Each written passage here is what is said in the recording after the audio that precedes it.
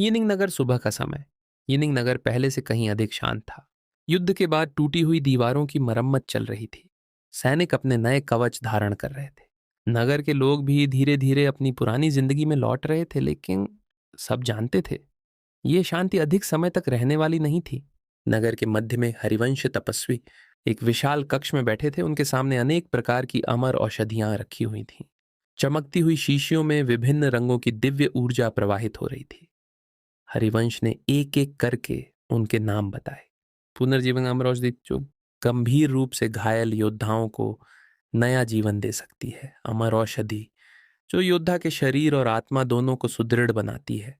अस्थि मज्जा अमर औषधि जो टूटी हुई हड्डियों और नष्ट हुई शारीरिक शक्ति का पुनर्निर्माण करती है। रक्त पुनर्निर्माण अमर औषधि जो रक्त की कमी और आंतरिक घावों को भर देती है। आत्मा पोषण अमर औषधि जो आत्मिक शक्ति को स्थिर और सशक्त बनाती है। सभी योद्धा ध्यानपूर्वक सुन रहे थे। हरिवंश ने सबसे पहले उन योद्धाओं को बुलाया जो रक्त परिजीवी सेना के विरुद्ध युद्ध में सबसे आगे खड़े रहे थे।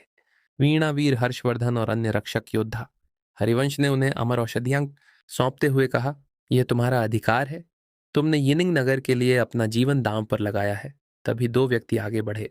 छवि और गगन दोनों की नजर अमर औषधियों पर टिकी हुई थी। गगन ने कहा, हरिवंश हमें भी कुछ अमर औषधियां मिलनी चाहिए।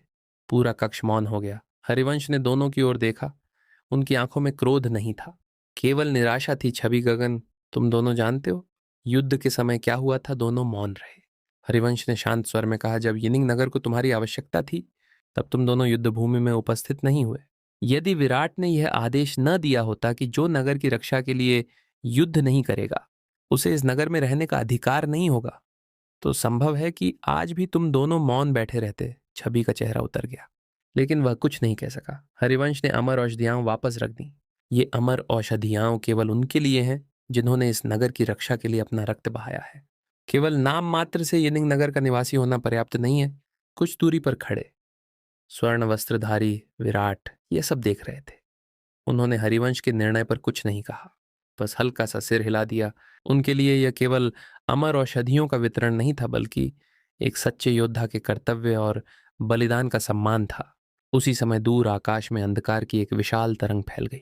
बहुत दूर रक्त परिजीवी सेना के एक गुप्त ठिकाने पर किसी ने यिनिंग नगर की दिशा में देखा। विराट, हरिवंश, तुम्हारी तैयारियां तेजी से आगे बढ़ रही हैं, लेकिन अगला प्रहार पहले से भी अधिक भयानक होगा। यिनिंग नगर में विराट ने अचानक अपनी आंखें खोल दी। उन्होंने दूर फैलते अंधकार की ओर देखा। उनके चेहरे पर हल्की सी मुस्कान उभर आई, तो शत्रु भी अपनी तैयारी कर रहा है। यिनिंग नगर सुबह की पहली किरण पूरे नगर पर पड़ रही थी। अब यिनिंग नगर पहले जैसा कमजोर नगर नहीं रहा था। हर ओर सैनिकों का कठोर अभ्यास चल रहा था। रक्षा दीवारों पर नए फॉर्मेशन रून चमक रहे थे। हरिवंश और हर्षवर्धन नगर का निरीक्षण कर रहे थे। तभी एक सैनिक आकर प्रणाम करते हुए बोला, प्रभु विराट जी द्वारा बनाई गई अमर औषधियों का प्रभाव अद्भुत है। जो योद्धा कुछ दिन पहले मृत्यु के निकट थे, आज वे फिर से युद्ध के लिए पूरी तरह तैयार खड़े हैं। हरिवंश के चेहरे पर संतोष भरी मुस्कान आ गई। अच्छा, सभी योद्धाओं का पूरा ध्यान रखो, किसी को भी अमर औषधि की कमी नहीं होनी चाहिए। हर्षवर्धन ने अभ्यास कर रहे सैनिकों की ओर देखा। पहले की तुलना में इन सबका उत्साह भी कई गुना बढ़ गया है। हरिवंश बोले, एक योद्धा तभी अपनी संपूर्ण शक्ति से युद्ध करता है जब उसे यह विश्वास हो कि उसके पीछे एक अटूट सहारा खड़ा है। दोनों की दृष्टि एक साथ दूर प्राचीर पर खड़े स्वर्ण वस्त्रधारी विराट पर पड़ी। विराट नगर के बाहर निर्मित एक नए फॉर्मेशन को देख रहे थे। उन्होंने धीरे से अपना हाथ आकाश की ओर उठाया। अगले ही क्षण सैकड़ों रून एक साथ प्रकाशमान हो उठे। पूरे यिनिंग नगर के चारों ओर एक अदृश्य रक्षा कवच फैल गया। हरिवंश और हर्षवर्धन भी वहां पहुंच गए। हरिवंश ने आश्चर्य से कहा, विराट, यह फॉर्मेशन पहले से भी अधिक शक्तिशाली है। विराट शांत स्वर में बोले, यह केवल रक्षा फॉर्मेशन नहीं है। यदि कोई शत्रु बलपूर्वक इसमें प्रवेश करेगा तो यह उसकी शक्ति को भी क्षीण कर देगा। हर्षवर्धन ने गहरी सांस ली। अद्भुत, विराट ने आकाश की ओर देखते हुए कहा। हरिवंश, अगला युद्ध पहले से कई गुना अधिक कठिन होगा। सभी को पूरी तरह तैयार रखिए। हरिवंश ने बिना किसी संकोच के उत्तर दिया, जैसा आपका आदेश। उसी समय रक्त परिजीवी सेना का मुख्य शिविर, अंधकार से घिरा एक विशाल सभाकक्ष सबसे ऊंचे सिंहासन पर बैठा था। रक्तेश्वर गहन शून्य लोक तृतीय चरण। उसके सामने खड़े थे उसके 6 प्रमुख सेनापति। रक्त वज्र काल शूल विषरक्त रक्ताग्नि क्रूराश रक्त केतु पूरे सभा कक्ष में भयावह सन्नाटा पसरा हुआ था। रक्तेश्वर ने धीमे स्वर में कहा, रुद्रकाल कालनेत्र दोनों मारे जा चुके हैं, क्या तुम सब भी उनकी तरह असफल होना चाहते हो? किसी ने कोई उत्तर नहीं दिया। तभी रक्तवज्र एक कदम आगे बढ़ा। प्रभु, इस बार हम सुचुआन महाद्वीप पर सीधा आक्रमण नहीं करेंगे, पहले उनकी तैयारियों को कमजोर करेंगे। रक्तेश्वर के चेहरे पर हल्की मुस्कान उभर आई। यही मैं सुनना चाहता था। उसने धीरे से अपना हाथ उठाया। रक्तवज्र, तुम एक गुप्त अभियान पर जाओगे। इस बार तलवार से नहीं, बुद्धि से प्रहार होगा। रक्तवज्र ने गहरा प्रणाम किया। जैसा आदेश प्रभु। उसी क्षण यिनिंग नगर स्वर्ण वस्त्रधारी विराट अचानक शांत हो गए। उन्होंने अपनी आंखें बंद कर लीं। बहुत दूर से अंधकार की एक हल्की तरंग उनकी चेतना से टकराई। विराट ने धीरे धीरे अपनी आंखें खोलीं। उनके होठों पर हल्की सी मुस्कान उभर आई। शत्रु अपनी चाल चल चुका है, लेकिन इस बार मैं भी पूरी तरह तैयार हूं। दूर आकाश में काले बादल धीरे धीरे एकत्र होने लगे। महासंग्राम की छाया अब और भी गहरी होती जा रही थी।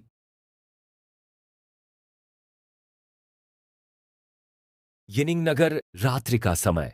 पूरा नगर शांत था, लेकिन रक्षा प्राचीरों पर तैनात सैनिक पूर्ण सतर्कता के साथ पहरा दे रहे थे। विराट द्वारा निर्मित रक्षा फॉर्मेशन मंद स्वर्णिम प्रकाश बिखेर रहा था। हरिवंश प्राचीर पर खड़े दूर फैले अंधकार की ओर देख रहे थे। तभी हर्षवर्धन उनके पास आ गए। सब कुछ शांत है, हरिवंश ने धीमे स्वर में कहा। यही शांति मुझे सबसे अधिक चिंता देती है। उसी समय विराट अपने कक्ष में शांत भाव से बैठे थे। उनके सामने एक छोटा सा रून पत्र हवा में तैर रहा था। विराट ने अपनी उंगली उस पर रखी। अगले ही क्षण रून पत्र अनेक छोटे छोटे प्रकाश बिंदुओं में बदल गया। विराट ने धीरे से कहा, अब देखते हैं तुम किस दिशा से आते हो। ये रून एक दिव्य निगरानी रून था। इसका कार्य था यिनिंग नगर के आसपास किसी भी असामान्य ऊर्जा का तत्काल पता लगाना। हजारों मील दूर रक्त परिजीवी सेना का गुप्त शिविर। रक्तवज्र तीव्र गति से आकाश में उड़ रहा था। उसके साथ 5 रक्त परिजीवी महारथी भी थे। सभी ने अपनी अंधकारमय ऊर्जा पूरी तरह छिपा रखी थी। एक महारथी ने पूछा, सेनापति, क्या हम सीधे यिनिंग नगर पर आक्रमण करेंगे? रक्तवज्र हल्का सा मुस्कुराया, नहीं। विराट को कमजोर समझने की भूल रुद्रकाल और कालनेत्र पहले ही कर चुके हैं। हम वही गलती दोबारा नहीं दोहराएंगे। सभी मौन हो गए। रक्तवज्र ने दूर स्थित एक घने पर्वत की ओर संकेत किया। वह हम अपना पहला गुप्त अड्डा बनाएंगे। यिनिंग नगर से सीधे टकराना अभी हमारा उद्देश्य नहीं है। कुछ समय बाद वे सभी उस पर्वत के भीतर स्थित एक प्राचीन गुफा में पहुंच गए। रक्तवज्र ने अपना हाथ उठाया। अंधकारमय ऊर्जा चारों ओर फैल गई। उसने धीमे स्वर में कहा, यहीं से हम सुचुआन महाद्वीप की हर गतिविधि पर नजर रखेंगे। उसी क्षण यिनिंग नगर। विराट की आंखें अचानक खुल गईं। उनके सामने हवा में तैर रहा रून पत्र हल्के से चमक उठा। विराट ने उस चमक को देखा। उनके होठों पर हल्की सी मुस्कान उभर आई। मिल गए। हरिवंश तुरंत कक्ष में प्रवेश कर गए। विराट, क्या हुआ?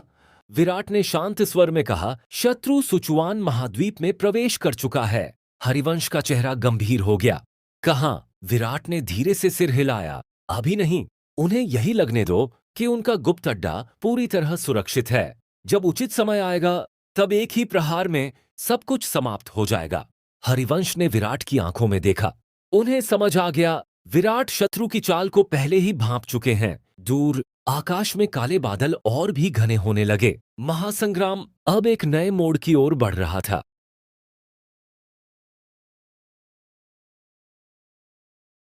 यिनिंग नगर, सुबह का समय। स्वर्ण वस्त्रधारी विराट नगर की सबसे ऊंची प्राचीर पर शांत भाव से खड़े थे। हरिवंश और हर्षवर्धन उनके पास आ गए। हरिवंश बोले, विराट, हमें रक्तवज्र के गुप्त अड्डे का पता चल गया है। यदि आप आदेश दें तो हम तुरंत आक्रमण कर सकते हैं। विराट ने शांत स्वर में कहा, नहीं हर्षवर्धन। आश्चर्यचकित रह गए, लेकिन क्यों?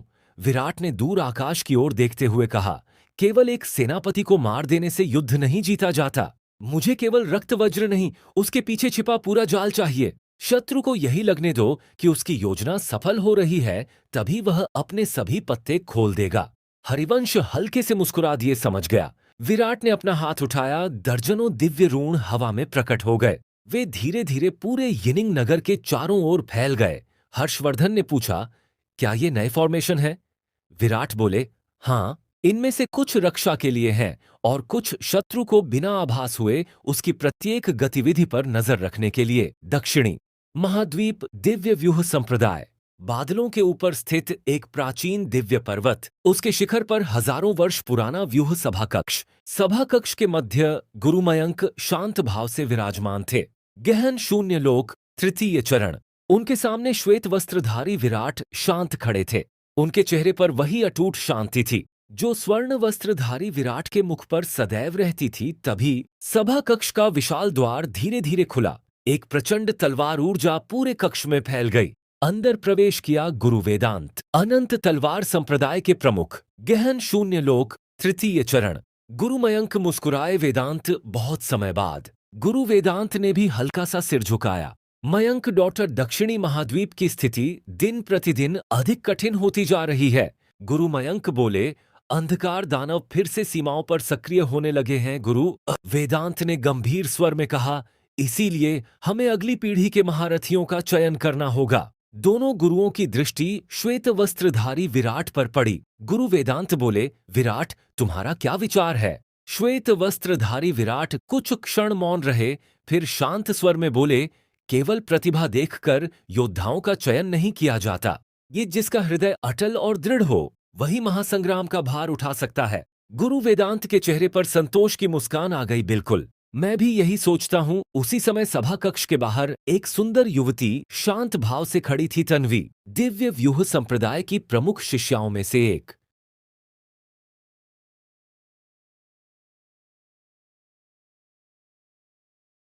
और सुचुआन महाद्वीप में उपस्थित स्वर्ण वस्त्रधारी विराट, दोनों एक ही व्यक्ति के अलग अलग अवतार हैं। यह रहस्य अभी केवल विराट ही जानते थे। गुरु वेदांत ने धीरे से कहा, मयंक बौत्र, 3 दिन बाद हम दक्षिणी महाद्वीप के सबसे प्रतिभाशाली युवा योद्धाओं की सभा बुलाएंगे। वहीं अगली पीढ़ी के नेताओं का चयन होगा। गुरु मयंक ने सहमति में सिर हिला दिया। श्वेत वस्त्रधारी विराट की आंखों में हल्की सी चमक उभरी। उन्हें स्पष्ट अनुभव हो रहा था कि समय अत्यंत तीव्र गति से बदल रहा है और दूर सुचुआन महाद्वीप में उनका दूसरा अवतार भी इसी महासंग्राम की तैयारी में पूर्ण रूप से जुटा हुआ था। दक्षिणी महाद्वीप दिव्य व्यूह संप्रदाय। सुबह का समय। प्राचीन सभा कक्ष में गुरु मयंक और गुरु वेदांत आमने सामने बैठे थे। दोनों के सामने दक्षिणी महाद्वीप का विशाल मानचित्र रखा था। गुरु मयंक ने धीमे स्वर में कहा, समय आ गया है। अगली पीढ़ी के योद्धाओं की महासभा बुलानी होगी। गुरु वेदांत ने सहमति में सिर हिलाया। इस बार केवल प्रतिभा नहीं, चरित्र और धैर्य की भी परीक्षा होगी। तभी एक वृद्ध शिष्य भीतर आया। गुरुवर, निमंत्रण किन किन को भेजा जाए? गुरु वेदांत ने बिना किसी विचार के उत्तर दिया, अनंत तलवार संप्रदाय, दिव्य व्यूह संप्रदाय, दानव दमन संप्रदाय, चंद्रदेवी संप्रदाय, सहस्रवेग संप्रदाय, आकाश वज्र परिवार। वृद्ध शिष्य ने सभी नाम लिख लिए। फिर उसने पूछा, गुरुवर, रक्तिकिला संप्रदाय और पशुपालन संप्रदाय। सभा कक्ष में गहरा सन्नाटा छा गया। गुरु मयंक की आंखें ठंडी हो गईं। उन्हें निमंत्रण भेजने की आवश्यकता नहीं। जो पहले ही मानव जाति के साथ विश्वासघात कर चुके हैं, उनका इस महासभा में कोई अधिकार नहीं है। वृद्ध शिष्य ने गहरा प्रणाम किया। जैसा आदेश डॉक्टर। सभा कक्ष के बाहर श्वेत वस्त्रधारी विराट शांत भाव से आकाश की ओर देख रहे थे। तभी तन्वी धीरे धीरे उनके पास आई। उसके चेहरे पर हल्की मुस्कान थी। विराट डॉट श्वेत वस्त्रधारी विराट ने उसकी ओर देखा। कहो। तन्वी कुछ क्षण मौन रही, फिर बोली, मैंने आपको कभी घबराते हुए नहीं देखा। हर परिस्थिति में आप इतने शांत कैसे रहते हैं? श्वेत वस्त्रधारी विराट हल्के से मुस्कुराए। जो व्यक्ति अपने लक्ष्य को स्पष्ट देख लेता है, उसे मार्ग का शोर कभी विचलित नहीं करता। तन्वी कुछ देर तक उन्हें देखती रही। उसने धीरे से कहा, कभी कभी ऐसा लगता है मानो आप बहुत कुछ जानते हैं लेकिन बताते नहीं। श्वेत वस्त्रधारी विराट केवल मुस्कुरा दिए। उन्होंने अपना रहस्य एक बार फिर अपने हृदय में छिपा लिया। सुचुआन महाद्वीप, यिनिंग नगर। स्वर्ण वस्त्रधारी विराट अपने निगरानी रून के सामने शांत बैठे थे। अचानक रून पर एक लाल बिंदु चमक उठा। विराट ने अपनी आंखें खोल दी। हूं फिर से कोई चाल। हरिवंश तुरंत कक्ष में आ गए। विराट, क्या हुआ? विराट ने रून की ओर संकेत किया। रक्तवज्र अब केवल देख नहीं रहा, वह किसी बड़े अभियान की तैयारी कर रहा है। हरिवंश का चेहरा गंभीर हो गया। क्या हम उसे रोकें? विराट ने सिर हिलाया। अभी नहीं, उसे यही लगने दो कि वह हमें धोखा दे रहा है। जब उसके सभी साथी सामने आ जाएंगे तब एक ही प्रहार में सबका अंत हो जाएगा। हरिवंश ने शांत स्वर में कहा, जैसा आपका आदेश। हजारों मील दूर एक अंधकारमय गुफा रक्तवज्र अपने सामने फैले सुचुआन महाद्वीप के मानचित्र को देख रहा था। उसने हल्की मुस्कान के साथ कहा, विराट, तुम बहुत बुद्धिमान हो, लेकिन देखते हैं तुम मेरी अगली चाल को कैसे रोकोगे। उसके पीछे खड़े पांचों महारथी एक साथ झुक गए। अंधकार की विजय हो, रक्तवज्र की आंखों में रक्तिम चमक उभर आई। महासंग्राम अब धीरे धीरे अपने अगले चरण की ओर बढ़ रहा था। अध्याय 830 महासंग्राम की छाया भाग 30। दक्षिणी महाद्वीप दिव्य व्यूह संप्रदाय। संध्या का समय। सूर्य की अंतिम किरणें पर्वतों पर बिखर रही थीं। चारों ओर शांति थी, लेकिन उस शांति के पीछे एक विचित्र तनाव छिपा हुआ था। सभा कक्ष में गुरु मयंक और गुरु वेदांत एक प्राचीन मानचित्र का अध्ययन कर रहे थे। उस मानचित्र पर दक्षिणी महाद्वीप के दक्षिणी सीमा क्षेत्र को काले रंग से चिह्नित किया गया था। गुरु वेदांत ने धीमे स्वर में कहा, 3 दिन पहले हमारे सीमा रक्षकों ने फिर से अंधकार दानवों को देखा। गुरु मयंक की भौहें सिकुड़ गईं।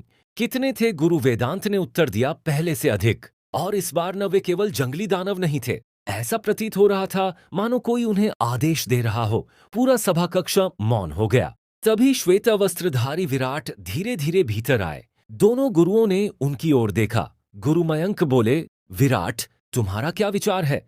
श्वेत वस्त्रधारी विराट कुछ क्षण तक मानचित्र को देखते रहे, फिर शांत स्वर में बोले, यह सामान्य गतिविधि नहीं है। अंधकार दानव अपने बल पर इतनी व्यवस्थित सेना नहीं बना सकते। कोई है जो उन्हें पर्दे के पीछे से नियंत्रित कर रहा है। गुरु वेदांत की आंखों में गंभीरता और बढ़ गई। तुम भी यही सोचते हो? श्वेत वस्त्रधारी विराट ने धीरे से सिर हिलाया। हाँ, और वह व्यक्ति अत्यंत शक्तिशाली है। गुरु मयंक ने गहरी सांस ली। हम सीमा पर और योद्धा भेज देते हैं। लेकिन श्वेत वस्त्रधारी विराट ने मना कर दिया, नहीं, अभी नहीं। गुरु वेदांत ने आश्चर्य से पूछा, क्यों? विराट शांत स्वर में बोले, यदि हम अभी अपनी पूरी सेना भेज देंगे तो वास्तविक शत्रु सतर्क हो जाएगा। पहले उसका उद्देश्य समझना होगा। दोनों गुरु एक साथ मुस्कुरा दिए। उन्हें अनुभव हुआ, विराट केवल अत्यंत शक्तिशाली ही नहीं बल्कि एक अद्भुत रणनीतिकार भी है। दक्षिणी महाद्वीप की दक्षिणी सीमा हजारों मील दूर काले पर्वतों के बीच एक विशाल दरार धीरे धीरे खुल रही थी। उस दरार से घनी काली ऊर्जा बाहर निकल रही थी। उसके सामने 2 विशाल आकृतियां घुटनों के बल बैठी थीं। वे थे अंधकार दानव सेनानायक करजुल और अंधकार दानव सेनानायक मोरवाक। दोनों की आंखें लाल अग्नि की भांति प्रज्वलित थीं। करजुल ने धीमे स्वर में कहा, मनुष्य अभी भी यही सोच रहे हैं कि हम कमजोर हो गए हैं। मोरावाक हल्का सा हंसा, और जितना अधिक समय वे इस भ्रम में रहेंगे उतना ही हमारे लिए लाभदायक होगा। तभी उस विशाल दरार के भीतर से एक अत्यंत भयावह और प्राचीन आवाज गूंज उठी। तैयारी लगभग पूरी हो चुकी है। दोनों दानव सेना नायक तुरंत सिर झुकाकर बोले, जी प्रभु। लेकिन उस आवाज का स्वामी कौन था? यह रहस्य अब भी अंधकार में छिपा हुआ था। यिनिंग नगर उसी समय स्वर्ण वस्त्रधारी विराट अचानक रुक गए। उन्होंने आकाश की ओर देखा। एक क्षण के लिए उनकी आंखों में स्वर्णिम चमक उभर आई। विराट ने धीमे स्वर में स्वयं से कहा, एक और शक्ति जाग रही है, लेकिन अभी उसका समय नहीं आया। अचानक तेज हवा चलने लगी। दूर आकाश में काले बादल धीरे धीरे सुचुआन महाद्वीप की दिशा में बढ़ने लगे। महासंग्राम अब केवल रक्त परिजीवी सेना तक सीमित नहीं रहा था। अंधकार एक बार फिर जाग उठा था।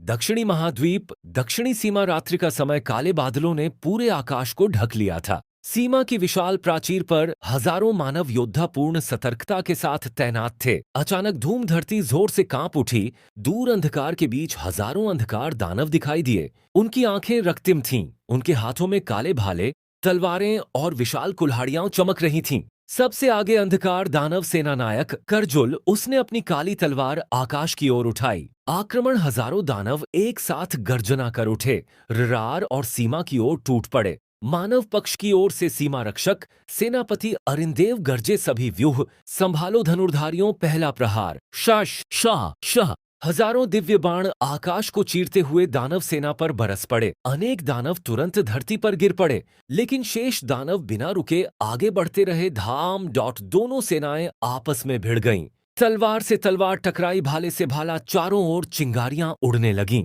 एक दानव ने एक मानव योद्धा पर अपनी विशाल कुल्हाड़ी से प्रहार किया। लेकिन दूसरा मानव योद्धा बीच में आ गया और उस प्रहार को रोक लिया। आज यह सीमा नहीं टूटेगी, युद्ध और भी भयंकर होता गया। दानव अपनी काली ऊर्जा से आक्रमण कर रहे थे। मानव योद्धा दिव्य अस्त्रों और तलवार विद्या से उनका उत्तर दे रहे थे। धरती पर रक्त बहने लगा, चारों ओर गर्जनाएं गूंज रही थीं। करजुल स्वयं युद्ध के मध्य में उतर गया। उसकी तलवार के एक ही प्रहार से 3 मानव योद्धा पीछे जा गिरे। वह गर्जा, कमजोर मनुष्यों, मार्ग छोड़ दो। तभी सीमा रक्षक सेनापति अरिंदेव उसके सामने आकर खड़े हो गए। जब तक हम जीवित हैं, तुम एक कदम भी आगे नहीं बढ़ सकते। दोनों की तलवारें आपस में टकराईं। धाम! प्रचंड ऊर्जा की लहर चारों ओर फैल गई। युद्ध आधे घंटे तक चलता रहा। धीरे धीरे मानव पक्ष का व्यूह अपना प्रभाव दिखाने लगा। अंधकार दानव चारों ओर से घिरने लगे। अनेक दानव धरती पर गिर चुके थे। करजुल ने चारों ओर नजर दौड़ाई। उसका चेहरा कठोर हो गया। उसने ऊंची गर्जना के साथ आदेश दिया, सभी दानव पीछे हटो, यह युद्ध यहीं समाप्त करो। शेष दानव तुरंत पीछे हटने लगे। अरिंदेव उनका पीछा करना चाहते थे, लेकिन उन्होंने अपना हाथ उठाकर पूरी सेना को रोक दिया। नहीं, सीमा छोड़कर उनका पीछा मत करो, संभव है यह उनका जाल हो। सभी योद्धा तुरंत रुक गए। कुछ समय बाद युद्ध भूमि फिर से शांत हो गई। एक उप सेनापति अरिंदेव के पास आया। सेनापति, हमने सीमा की रक्षा कर ली, लेकिन अंधकार दानव पहले की अपेक्षा अधिक संगठित प्रतीत हो रहे हैं। अरिंदेव ने गंभीर स्वर में कहा, यह समाचार तुरंत गुरु वेदांत और गुरु मयंक तक पहुंचाओ। उन्हें सच्चाई का पता चलना चाहिए। दूर अंधकार से घिरी एक घाटी। करजुल और बचे हुए दानव वहां रुक गए। करजुल ने पीछे मुड़कर दक्षिणी महाद्वीप की सीमा की ओर देखा। उसके होठों पर हल्की सी मुस्कान उभर आई। आज की हार हमारी वास्तविक हार नहीं है। हमें केवल डॉट मनुष्यों की शक्ति का आकलन करना था। उसके पीछे खड़े सभी दानव मौन रहे। अंधकार की अथाह गहराइयों में मानो कोई और भी उन सभी पर नजर रखे हुए था। महासंग्राम की एक और परछाई धीरे धीरे और भी गहरी होती जा रही थी। दक्षिणी महाद्वीप दिव्य व्यूह संप्रदाय। सुबह का समय। एक संदेशवाहक तीव्र गति से सभा कक्ष में प्रवेश किया। वह घुटनों के बल बैठकर बोला, गुरु मयंक, सीमा युद्ध की पूरी रिपोर्ट आ गई है। गुरु मयंक ने रिपोर्ट अपने हाथ में ले ली। उसी समय गुरु वेदांत भी सभा कक्ष में आ गए। दोनों ने मिलकर रिपोर्ट पढ़नी आरंभ की। पूरे सभा कक्ष में गहरा सन्नाटा छा गया। कुछ देर बाद गुरु वेदांत ने धीमे स्वर में कहा, अंधकार दानव पराजित हो गए, लेकिन पीछे हटने से पहले वे हमारी पूरी रक्षा व्यवस्था का निरीक्षण कर चुके हैं। गुरु मयंक ने रिपोर्ट बंद कर दी। यह सामान्य आक्रमण नहीं था, वे हमारी शक्ति का आकलन करने आए थे। सभा में उपस्थित सभी वृद्ध आचार्य गंभीर हो गए। एक आचार्य ने पूछा, गुरुवर, क्या हमें सीमा पर और सेना भेजनी चाहिए? गुरु वेदांत ने सिर हिलाया, नहीं, यदि हम अभी अपनी पूरी शक्ति सीमा पर भेज देंगे तो वास्तविक शत्रु अपनी योजना बदल देगा। गुरु मयंक बोले, सीमा की सुरक्षा और सुदृढ़ करो, लेकिन अनावश्यक हलचल मत करो। सभी ने एक साथ उत्तर दिया, जैसा आदेश। उसी समय दक्षिणी सीमा से कई 100 मील दूर करजुल और उसके बचे हुए अंधकार दानव एक अंधेरी घाटी में रुक गए। एक दानव योद्धा ने पूछा, सेना नायक, हम हार गए। करजुल हल्का सा हंसा, हार? क्या तुम इसे हार समझते हो? सभी मौन रहे। करजुल ने अपनी काली तलवार भूमि में गाड़ दी। आज हमने उनकी सीमा, उनके व्यूह और उनकी प्रतिक्रिया का समय देख लिया। अब अगला आक्रमण इन सबसे बिल्कुल अलग होगा। सभी दानव एक साथ गर्जना कर उठे, अंधकार की जय। सुचुआन महाद्वीप। यिनिंग नगर स्वर्ण वस्त्रधारी विराट अपने कक्ष में शांत भाव से बैठे थे। उनके सामने दर्जनों निगरानी रून हवा में तैर रहे थे। अचानक एक रून लाल प्रकाश से चमक उठा। विराट ने अपनी आंखें खोल दी। हरिवंश तुरंत भीतर आ गए। विराट, क्या हुआ? विराट ने रून की ओर देखते हुए कहा, रक्त वज्र अपना स्थान बदल रहा है। हरिवंश ने पूछा, क्या हम उसका पीछा करें? विराट ने शांत स्वर में उत्तर दिया, नहीं, उसे यही लगने दो कि वह अभी भी हमारी नजरों से दूर है। हरिवंश मुस्कुरा दिए, तो आप उसे जाल में और अधिक भीतर आने देना चाहते हैं? विराट ने धीरे से सिर हिलाया। जब शिकारी अत्यधिक आत्मविश्वास से भर जाता है, तभी वही उसका सबसे बड़ा दुर्बल पक्ष बन जाता है। हजारों मील दूर रक्तवज्र अचानक पीछे मुड़ा और सुचुआन महाद्वीप की दिशा में देखने लगा। उसने धीमे स्वर में कहा, विराट, मुझे ऐसा अनुभव हो रहा है, न मानो तुम मेरी हर चाल देख रहे हो। फिर वह हल्का सा हंसा, लेकिन सब बार मैं भी खाली हाथ नहीं आया हूं। उसके पीछे खड़े पांचों रक्त परिजीवी महारथी मौन खड़े उसके अगले आदेश की प्रतीक्षा करने लगे। दूर आकाश में काले बादल और भी घने होने लगे। दो अलग अलग महाद्वीपों पर दो अलग अलग युद्ध चल रहे थे, लेकिन उन दोनों का अंतिम परिणाम एक ही महासंग्राम में होने वाला था।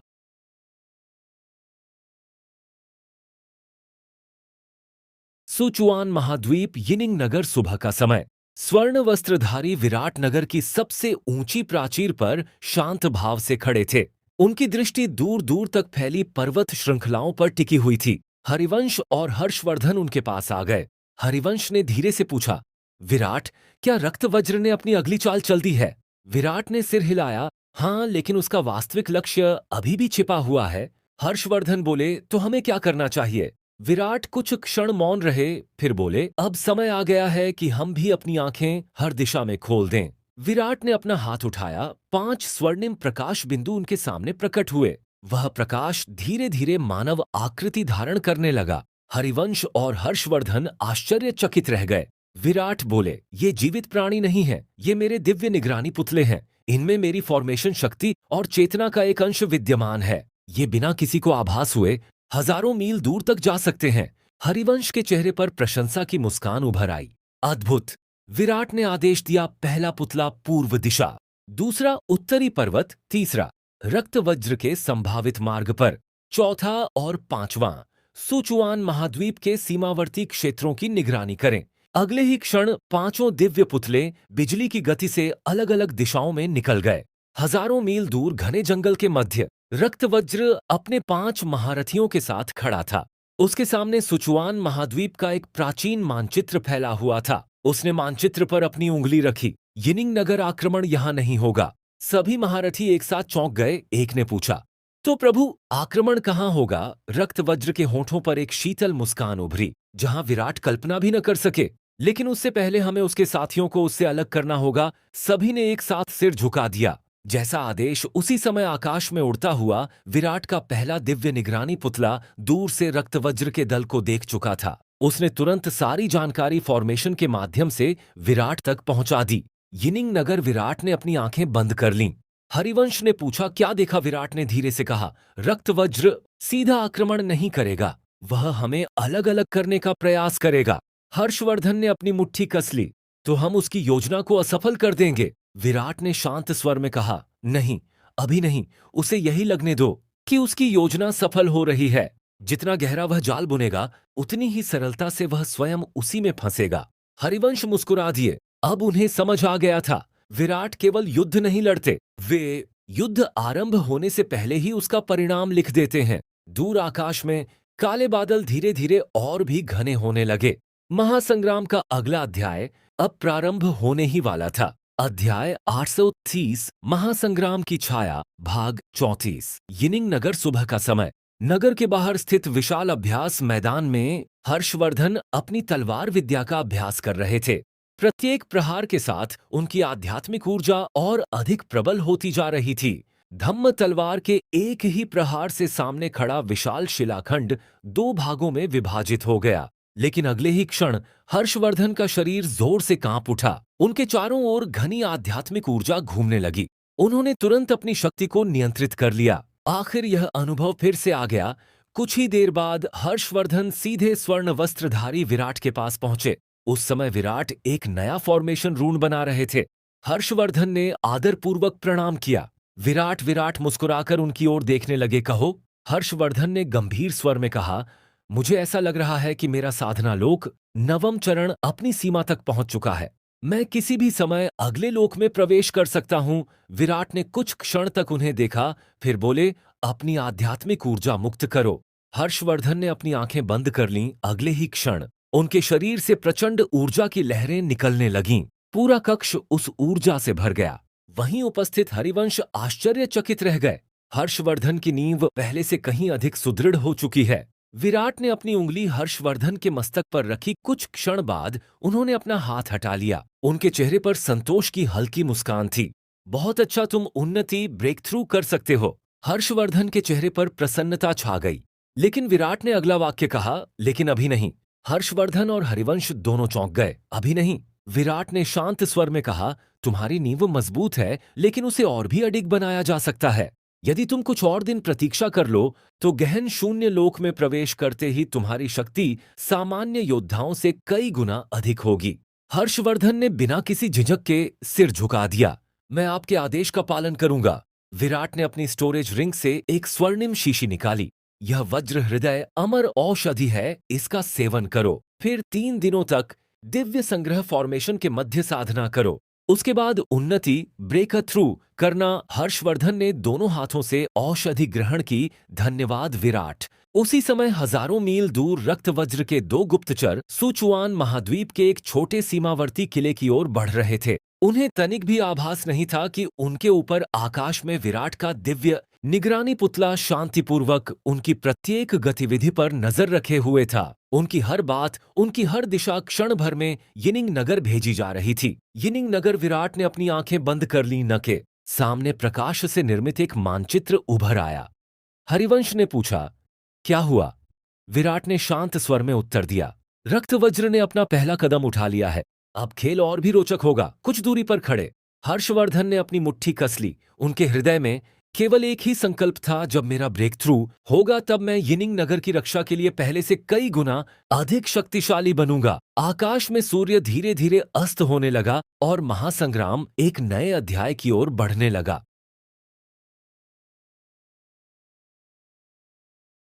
यिनिंग नगर। सुबह का समय। पूरे नगर में एक असामान्य शांति छाई हुई थी, लेकिन यिनिंग नगर के प्रत्येक रक्षा स्तंभ पर सैनिक पूर्ण सतर्कता के साथ तैनात थे।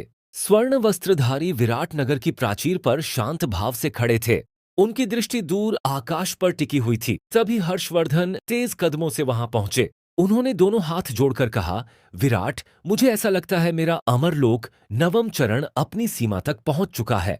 बस एक कदम और मैं अर्ध गहन शून्य लोक में प्रवेश कर जाऊंगा। विराट ने उनकी ओर देखा। क्या तुम उन्नति ब्रेक थ्रू के लिए तैयार हो? हर्षवर्धन ने गहरी सांस ली। हाँ, लेकिन यदि इसी समय यिनिंग नगर पर आक्रमण हुआ तो मैं अपना ब्रेक थ्रू रोक दूंगा। पहले नगर की रक्षा, उसके बाद मेरी साधना। विराट के चेहरे पर हल्की सी मुस्कान उभर आई। तुम वास्तव में बदल गए हो। यही सोच एक सच्चे योद्धा की पहचान होती है। हरिवंश भी उनके पास आ गए। उन्होंने हर्षवर्धन के कंधे पर हाथ रखा। जल्दबाजी मत करना। मजबूत नींव पर खड़ा वृक्ष ही आंधी का सामना कर सकता है। हर्षवर्धन ने दृढ़ स्वर में कहा, जी। उसी समय हजारों मील दूर रक्त परिजीवी सेना का गुप्त शिविर। रक्तवज्र अपने सामने खड़ी विशाल सेना को देख रहा था। उसके पीछे गहन शून्य लोक प्रथम चरण के 10 महारथी खड़े थे और सैकड़ों अमरलोक के योद्धा भी उपस्थित थे। एक सेनापति ने पूछा, प्रभु, क्या हम पहले किसी छोटे नगर पर आक्रमण करें? रक्तवज्र ने सिर हिलाया। नहीं, यदि विराट को कमजोर करना है तो उसके हृदय पर प्रहार करना होगा, सीधा यिनिंग नगर। सभी रक्त परिजीवी एक साथ गरज उठे।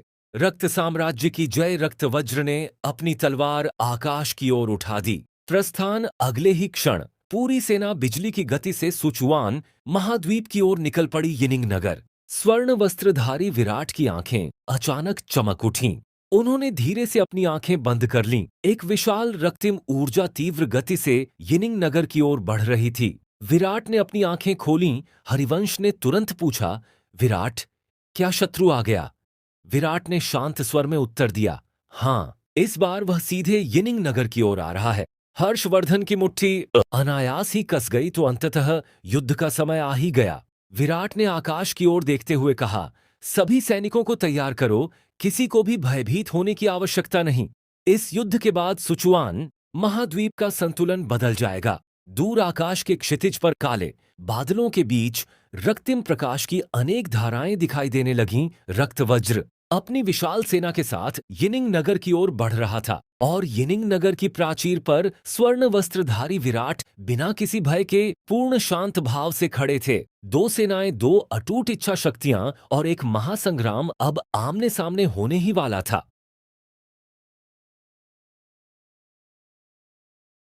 यिनिंग नगर। सुबह का समय। आकाश धीरे धीरे रक्तिम होने लगा था। दूर क्षितिज पर लाखों रक्त परिजीवी योद्धाओं की रक्तिम ऊर्जा समुद्र की लहरों की भांति यिनिंग नगर की ओर बढ़ रही थी। सबसे आगे रक्तवज्र गहन शून्य लोक द्वितीय चरण। उसकी आंखें सीधे यिनिंग नगर की प्राचीर पर टिकी हुई थीं। यिनिंग नगर के भीतर युद्ध का शंखनाद हो चुका था। हरिवंश गर्जना करते हुए बोले, सभी रक्षा व्यूह सक्रिय करो। बूम। विराट द्वारा निर्मित हजारों फॉर्मेशन रून एक साथ प्रकाशमान हो उठे। पूरे नगर के चारों ओर स्वर्णिम रक्षा कवच फैल गया। प्रत्येक योद्धा अपने स्थान पर युद्ध के लिए तैयार खड़ा था। हर्षवर्धन विराट के पास आए। उन्होंने गंभीर स्वर में कहा, विराट, मैं भी युद्ध भूमि में उतरना चाहता हूं। विराट ने शांत दृष्टि से उनकी ओर देखा नहीं। हर्षवर्धन चौंक गए, लेकिन विराट ने उनकी बात बीच में ही रोक दी। हर्षवर्धन, इस समय तुम्हारा युद्ध तलवार से नहीं, स्वयं से है। तुरंत साधना कक्ष में जाओ, अमरलोक की सीमा को तोड़ दो। हर्षवर्धन कुछ क्षण मौन रहे।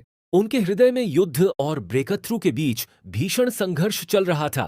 तभी हरिवंश उनके पास आए। मुस्कुराते हुए बोले, जाओ, यहां हम हैं। तुम्हारा ब्रेक थ्रू आज यिनिंग नगर का सबसे बड़ा अस्त्र बनेगा। हर्षवर्धन ने दोनों को प्रणाम किया। मैं आपको निराश नहीं करूंगा। और वे तुरंत नगर के मध्य स्थित दिव्य संग्रह फॉर्मेशन की ओर चले गए। उसी समय धाम रक्त वज्र की सेना ने पहला आक्रमण कर दिया। लाखों रक्त परिजीवी योद्धा रक्षा कवच से टकरा गए। पूरा आकाश कांप उठा। हरिवंश गर्जना करते हुए बोले, प्रत्याक्रमण। हजारों दिव्य अस्त्र एक साथ छोड़े गए। तीरों की वर्षा ने पहली पंक्ति के असंख्य रक्त परिजीवी योद्धाओं को धराशायी कर दिया। लेकिन शत्रु रुकने वाला नहीं था। रक्त वज्र ने अपनी रक्तिम तलवार निकाल ली। उसने एक ही प्रहार किया। धाम रक्षा कवच भीषण रूप से कांप उठा। पूरा नगर कंपन से हिल गया। एक सेनापति चिल्लाया, यह तो केवल एक ही प्रहार था। हरिवंश की आंखें सिकुड़ गईं। गहन शून्य लोक द्वितीय चरण वास्तव में अत्यंत भयानक है। फिर भी उनके चेहरे पर भय का कोई चिन्ह नहीं था। नगर के मध्य हर्षवर्धन दिव्य संग्रह फॉर्मेशन के केंद्र में पद्मासन लगाकर बैठे थे। उनके सामने विराट द्वारा दी गई वज्र हृदय अमर औषधि रखी थी। हर्षवर्धन ने उसे ग्रहण कर लिया। अगले ही क्षण उनके शरीर से स्वर्णिम ऊर्जा का विस्फोट होने लगा। अमरलोक नवम चरण की शक्ति अपनी चरम सीमा पर पहुंच चुकी थी, किंतु एक अदृश्य दीवार अभी भी उन्हें रोक रही थी। हर्षवर्धन ने अपने दांत भींच लिए। आज चाहे कुछ भी हो जाए, मैं इस सीमा को अवश्य तोड़ूंगा। बाहर युद्ध और भी भीषण होता जा रहा था। हरिवंश स्वयं रणभूमि में उतर आए।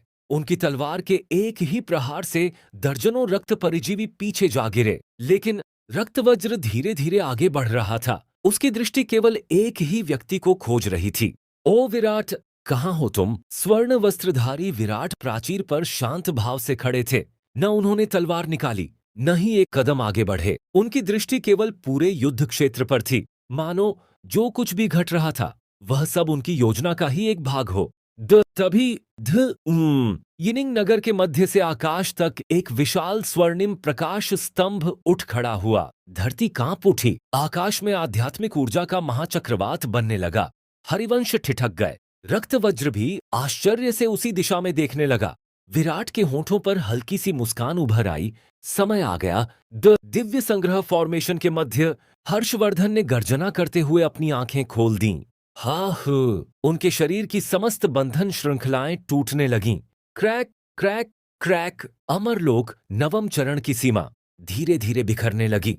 और अगले ही पल बूम, एक विराट ऊर्जा विस्फोट के साथ हर्षवर्धन ने सफलतापूर्वक अमरलोक की सीमा तोड़कर अर्धगहन शून्य लोक में प्रवेश कर लिया। पूरा यिनिंग नगर उस अद्भुत दिव्य ऊर्जा से आलोकित हो उठा। रक्तवज्र की आंखें पहली बार विस्मय से फैल गईं। यह कैसे संभव है? दूर प्राचीर पर खड़े विराट ने शांत स्वर में कहा, अब वास्तविक युद्ध आरंभ होगा।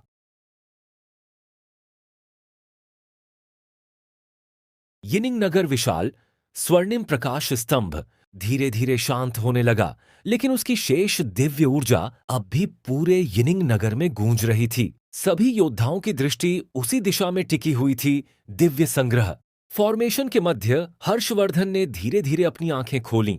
उनके चारों ओर स्वर्णिम ऊर्जा का एक दिव्य मंडल घूम रहा था। उन्होंने अपनी मुट्ठी भींच ली। एक नई शक्ति उनके शरीर के प्रत्येक अंग में प्रवाहित हो रही थी। अर्ध गहन शून्य लोक भर्षवर्धन धीरे धीरे विराट और हरिवंश के पास पहुंचे। सबसे पहले उन्होंने हरिवंश को प्रणाम किया। गुरुजी, मैं सफल हो गया। हरिवंश के चेहरे पर गर्व भरी मुस्कान उभर आई। तुमने केवल ब्रेक थ्रू ही नहीं किया, तुमने अपनी सीमाएं भी तोड़ दी हैं। हर्षवर्धन फिर विराट की ओर मुड़े। विराट, आपके मार्गदर्शन के बिना यह संभव नहीं था। स्वर्ण वस्त्रधारी विराट शांत स्वर में बोले, अभी प्रसन्न होने का समय नहीं है, युद्ध तुम्हारी प्रतीक्षा कर रहा है। हर्षवर्धन ने दृढ़ता से सिर झुका दिया। उसी समय यिनिंग नगर के बाहर रक्तवज्र ने हर्षवर्धन की नई शक्ति को महसूस किया। उसने धीरे से अपनी आंखें सिकोड़ लीं तो एक नया अर्धगहन शून्य लोक, उसके पीछे खड़े अनेक रक्त परिजीवी महारथी मौन थे। रक्तवज्र ने बिना पीछे देखे कहा, रक्तदंश, काल रक्त, विषकाल, तुम तीनों जाओ। उस नए योद्धा की शक्ति परख कर आओ, ध्यान रहे उसे साधारण मत समझना। तीनों ने एक साथ उत्तर दिया, जैसी आज्ञा। अगले ही क्षण वे तीनों आकाश में उछल पड़े। धा आम 3 रक्तिम प्रकाश रेखाएं यिनिंग नगर के बाहर आकर उतरी, सबसे आगे खड़े। रक्तदंश ने अपनी रक्तिम तलवार कंधे पर रखते हुए कहा, हर्षवर्धन बाहर आओ, हम देखना चाहते हैं अर्धगहन शून्य लोक की शक्ति कितनी होती है। हर्षवर्धन ने विराट की ओर देखा। विराट ने केवल एक बार सिर हिलाया, मानो कह रहे हों, जाओ। हर्षवर्धन प्राचीर से नीचे उतर गए। हरिवंश उन्हें जाते हुए देखते रहे। उन्होंने धीमे स्वर में कहा, अपनी शक्ति पर विश्वास रखना। युद्ध भूमि हवा भारी हो चुकी थी। हर्षवर्धन और तीनों महारथी आमने सामने खड़े थे। रक्तदंश मुस्कुराया, एक बात बताओ, अभी अभी ब्रेक थ्रू किया है और सीधे हमारे सामने आ गए, डर नहीं लगता? ओ, हर्षवर्धन ने शांत स्वर में उत्तर दिया, उसे लगता है जिसके पास बचाने के लिए कुछ हो। मेरे पास सिर्फ अपने कर्तव्य के लिए लड़ने का संकल्प है। रक्तदंश जोर से हंस पड़ा। अच्छा, तो फिर देखते हैं। धाम। रक्तदंश पहले ही क्षण बिजली की गति से आगे बढ़ा। उसकी तलवार सीधी हर्षवर्धन के कंधे की ओर आई। टांग! हर्षवर्धन ने उसका प्रहार रोक लिया। दोनों तलवारों के टकराव से निकली ऊर्जा ने आसपास की धरती को चीर दिया, लेकिन अगले ही क्षण कालरक्त और विषकाल दोनों विपरीत दिशाओं से टूट पड़े। हर्षवर्धन तीनों के बीच घिर गए।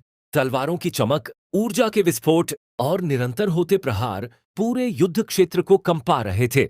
प्राचीर के ऊपर यिनिंग नगर के सभी योद्धा सांस रोके यह युद्ध देख रहे थे। हरिवंश बोले, गहन शून्य लोक, प्रथम चरण के 3 महारथी एक साथ। यह हर्षवर्धन की अब तक की सबसे कठिन परीक्षा है। विराट शांत स्वर में बोले, नहीं, यह उसकी पहली सीख है।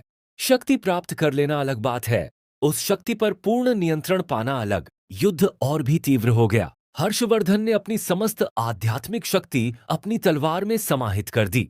एक प्रचंड स्वर्णिम प्रकाश फूट पड़ा। आकाश वज्र छेदन, बूम! प्रबल तलवार ऊर्जा ने तीनों महारथियों को एक साथ पीछे धकेल दिया। रक्तदंश ने अपने पैर जमीन पर जमाकर स्वयं को संभाला। उसकी आंखों में पहली बार गंभीरता दिखाई दी। ये लड़का वास्तव में साधारण नहीं है। दूर खड़ा रक्तवज्र यह सब शांत भाव से देख रहा था। उसने धीमे स्वर में कहा, हरिवंश, लगता है अब तुम्हें भी रणभूमि में उतरना पड़ेगा।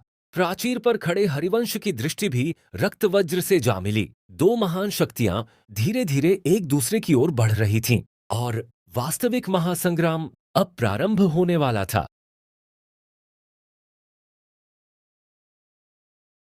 यिनिंग नगर के बाहर युद्ध अपने चरम पर पहुंच चुका था। धड़ाम हर्षवर्धन की तलवार और रक्तदंश की तलवार एक दूसरे से टकराई। भीषण ऊर्जा की लहर चारों ओर फैल गई। कालरक्त और विषकाल ने अवसर देखकर दोनों दिशाओं से एक साथ आक्रमण कर दिया। हर्षवर्धन तुरंत पीछे हट गए और तीनों प्रहारों से स्वयं का बचाव कर लिया। अब उनकी सांसें पूरी तरह स्थिर थीं। अर्धगहन शून्य लोक की शक्ति धीरे धीरे उनके पूर्ण नियंत्रण में आने लगी थी। हर्षवर्धन मुस्कुराए, लगता है अब मैं तुम्हारी गति को स्पष्ट देख सकता हूं। प्राचीर के ऊपर हरिवंश यह सब देख रहे थे। उन्होंने संतोष से सिर हिलाया। इसने अपनी नई शक्ति को समझना प्रारंभ कर दिया है। विराट शांत भाव से खड़े थे। युद्ध ही सबसे बड़ा गुरु होता है। तभी दूर आकाश में एक भयानक रक्तिम ऊर्जा फूट पड़ी। रक्तवज्र अब वह और प्रतीक्षा नहीं करना चाहता था। उसने एक कदम आगे बढ़ाया। केवल उसी एक कदम से धरती कांप उठी। उसकी दृष्टि सीधे यिनिंग नगर पर टिक गई। बहुत खेल हो गया अब। विराट, मैं तुम्हारा नगर ध्वस्त कर दूंगा। हरिवंश तुरंत प्राचीर से नीचे उतर आए। उन्होंने रक्तवज्र का मार्ग रोक लिया। दोनों आमने सामने खड़े हो गए। रक्तवज्र हल्का सा हंसा, तुम सिर्फ गहन शून्य लोक, प्रथम चरण मेरा मार्ग रोकोगे। हरिवंश ने शांत स्वर में उत्तर दिया, जब तक मैं जीवित हूं तुम यिनिंग नगर में एक कदम भी नहीं रख सकते। रक्तवज्र ने बिना कुछ कहे अपनी रक्तिम तलवार निकाल ली। एक ही क्षण में वह हरिवंश के सामने पहुंच गया। धाम! हरिवंश ने अपनी तलवार से उसका प्रहार रोक लिया, लेकिन उनका शरीर कई 100 मीटर पीछे खिसक गया। उनके पैरों के नीचे की धरती टूट गई। हरिवंश ने मन ही मन कहा, द्वितीय चरण वास्तव में बहुत बड़ा अंतर है। प्राचीर के ऊपर स्वर्ण वस्त्रधारी विराट ने पहली बार अपना दाहिना हाथ उठाया। उनकी आंखों में स्वर्णिम प्रकाश चमक उठा। उनका शांत स्वर पूरे युद्ध क्षेत्र में गूंज उठा। दिव्य रक्षा व्यूह सक्रिय। बू ऊम पूरे यिनिंग नगर में हजारों फॉर्मेशन रून एक साथ प्रकाशित हो उठे। धरती पर बने असंख्य गुप्त फॉर्मेशन एक एक करके सक्रिय होने लगे। स्वर्णिम रेखाओं ने पूरे युद्ध क्षेत्र को घेर लिया। विराट ने दूसरा आदेश दिया।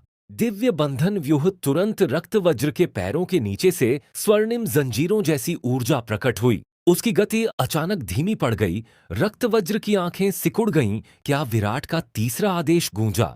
दिव्य बल वृद्धि व्यूह। एक विशाल स्वर्णिम प्रकाश हरिवंश के शरीर पर उतर आया। उनकी शक्ति कई गुना बढ़ गई। उनकी सारी थकान पल भर में समाप्त हो गई। हरिवंश ने अपनी मुट्ठी भींच ली। अद्भुत। विराट ने चौथा फॉर्मेशन भी सक्रिय कर दिया। आकाश तलवार व्यूह। आकाश में हजारों स्वर्णिम तलवारें प्रकट हो गईं। प्रत्येक तलवार का लक्ष्य केवल रक्त वज्र था। रक्त वज्र पहली बार सचमुच गंभीर हो गया। उसने धीरे से विराट की ओर देखा। तुम स्वयं युद्ध नहीं कर रहे, लेकिन पूरे युद्ध को नियंत्रित कर रहे हो। विराट शांत स्वर में बोले, एक फॉर्मेशन मास्टर तलवार चलाने से पहले ही युद्ध भूमि पर विजय प्राप्त कर लेता है। हरिवंश ने इस अवसर का लाभ उठाया। वे बिजली की गति से आगे बढ़े। इस बार रक्त वज्र ने उनका प्रहार रोक तो लिया, लेकिन पहली बार उसका शरीर आधा कदम पीछे खिसक गया। दूर युद्ध कर रहे रक्त परिजीवी योद्धा और यिनिंग नगर के सभी सैनिक यह दृश्य देखकर स्तब्ध रह गए। रक्त वज्र धीरे से मुस्कुराया। अच्छा, अब समझ आया। मैं हरिवंश से नहीं, विराट के फॉर्मेशन से लड़ रहा हूं। प्राचीर पर खड़े विराट की आंखें अब भी शांत थीं। उन्होंने धीरे से कहा, गलत, तुम पूरे यिनिंग नगर से लड़ रहे हो। और अगले ही क्षण पूरा फॉर्मेशन फिर से स्वर्णिम प्रकाश से जगमगाने लगा। महासंग्राम का दूसरा चरण अब वास्तव में प्रारंभ हो चुका था।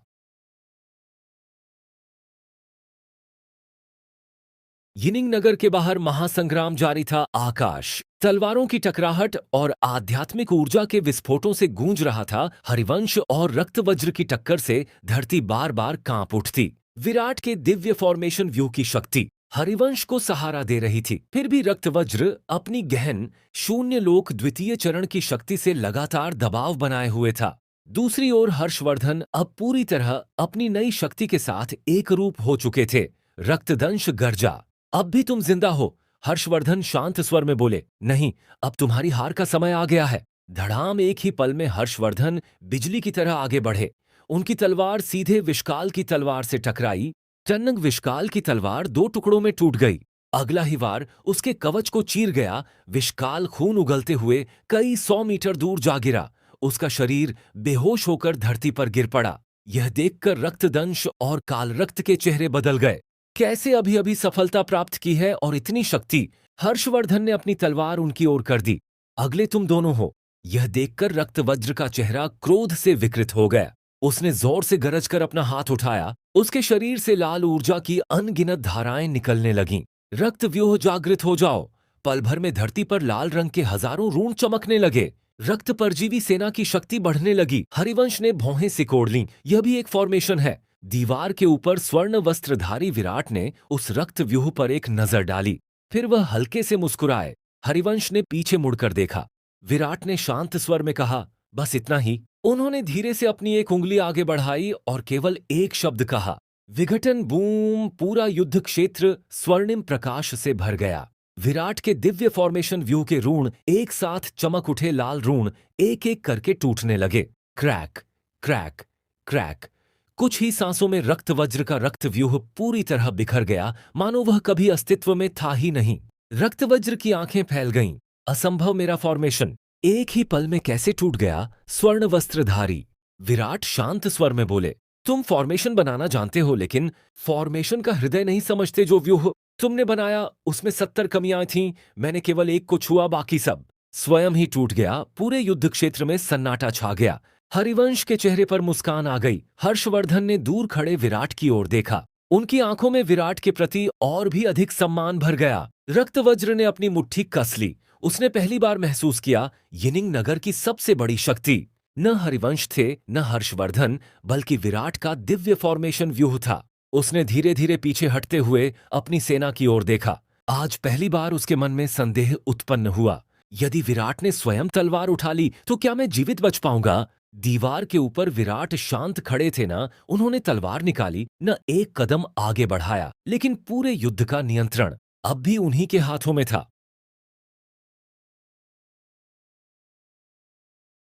यिनिंग नगर के बाहर महासंग्राम और भी भयंकर होता जा रहा था। हरिवंश और रक्तवज्र की तलवारें लगातार टकरा रही थीं। धड़ाम! एक और टक्कर, हरिवंश 10 कदम पीछे खिसक गए। उन्होंने अपनी तलवार को मजबूती से पकड़ लिया। विराट के फॉर्मेशन के बिना मैं इसकी शक्ति का सामना नहीं कर सकता। दूर हर्षवर्धन ने रक्तदंश और कालरक्त को लगातार पीछे धकेल दिया था। दोनों रक्त परजीवी महारथी अब पहली बार रक्षात्मक मुद्रा में आ गए। यिनिंग नगर के सैनिकों का उत्साह चरम पर था, लेकिन रक्तवज्र अचानक जोर से हंस पड़ा। हा विराट, तुमने मेरा फॉर्मेशन तोड़ दिया, लेकिन यह युद्ध अभी समाप्त नहीं हुआ। उसने दोनों हाथ आकाश की ओर उठा दिए। उसके शरीर की हर नस लाल प्रकाश से चमक उठी। उसकी आंखें रक्त के समान लाल हो गईं।